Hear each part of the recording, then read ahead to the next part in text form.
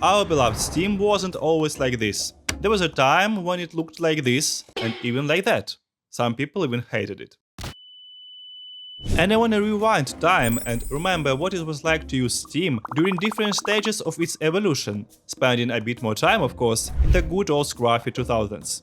The first step, 2021. Valve officially unveils its portable console, the Steam Deck. A revolutionary idea that honestly I thought would flop harder than a wet pancake, but surprise, the second version is dropping this year. And while the world was busy printing monkey JPEGs, Valve said no thanks to the NFT hype train. Thus, they banned all blockchain-based games on Steam, calling them irrelevant to actual gaming. 2020, the global pandemic, overwhelming fear for ourselves and our loved ones. People locked in their homes with way too much free time and a need to escape. That's when Steam hit its all-time peak, 25.4 million concurrent users. The year Steam revisited its censorship policies and allowed some, let's say, suspicious 18+ projects onto the platform, as long as there was no griefing or trolling. Yep, this was the golden era when the gates to the hentai kingdom were officially opened. Sliding down to 2014 was kinda chill, nothing major happened. Just some minor social features like improved chats, live streams and even paid mods, which were quickly removed for being a terrible idea. But what actually about late 2013 in 2014? Grand Theft Auto 5 was Game of the Year, No Man's Sky was revealed and blew everyone's mind, the PS4 and Xbox One hit store shelves, and Steam changed its store interface from this to this. Everything had that gray-green style, no personalized game recommendations, just whatever they threw it in the middle. And right there in the spotlight, Steam Greenlight, a place where indie devs could pitch their games for public voting. If players liked it, the game got added to the store. It was around this time that reviews became a thing too, and Gabe first shoved off the Steam machines, Valve's attempt to compete with Microsoft and Sony. They flopped, sure, but their OS eventually laid the groundwork for the Steam Deck.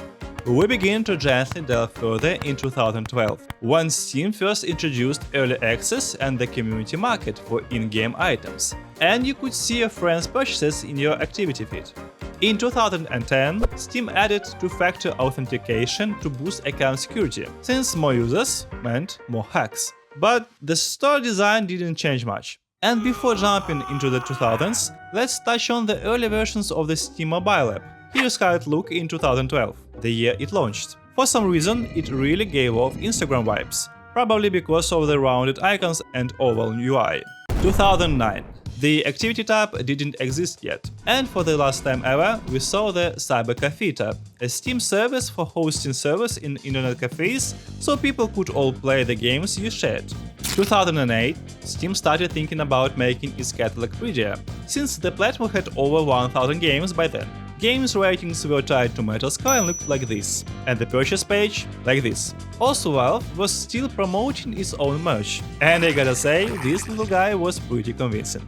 2007, Steam was becoming a real platform, gaining more and more users. Game trailers in potato quality. If I was a bad demo man, I wouldn't be sitting here discussing it with you now, would I? Filters by genre and rating, and even news on the front page. Just look at this. Painkiller Gold Edition at 50% off? We're buying that.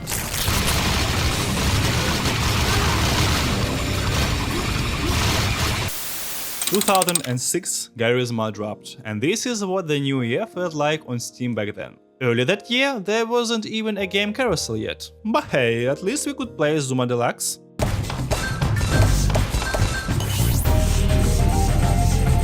Oh boy, 2005. This is when Steam finally added a proper store. But back then you could only buy two games which did not belong to Valve, Ragdoll Kung Fu and Darwinia. One was a quirky fighting game with unique controls and physics, and the other was a retro-futuristic strategy game. If you wanted to play Valve games, you were welcomed to Half-Life, Counter-Strike and Day of Defeat. 2004. This was the big one. Half-Life 2 had just launched, and Valve's new policy meant all future games could only be bought and activated through Steam. Gabe got a lot of hate for that, especially since the platform required a constant internet connection, which not everyone had, and registration looked like this.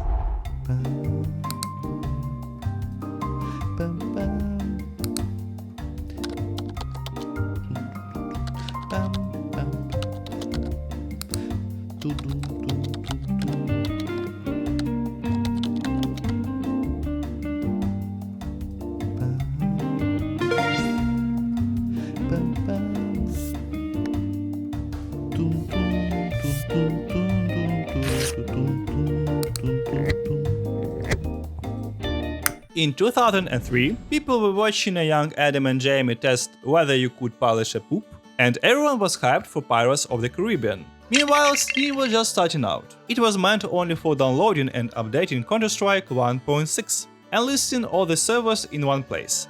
But wait, there is one more. In 2002, there was a beta version of Steam, pretty much the same as 2003's, just a rough draft of what would come next.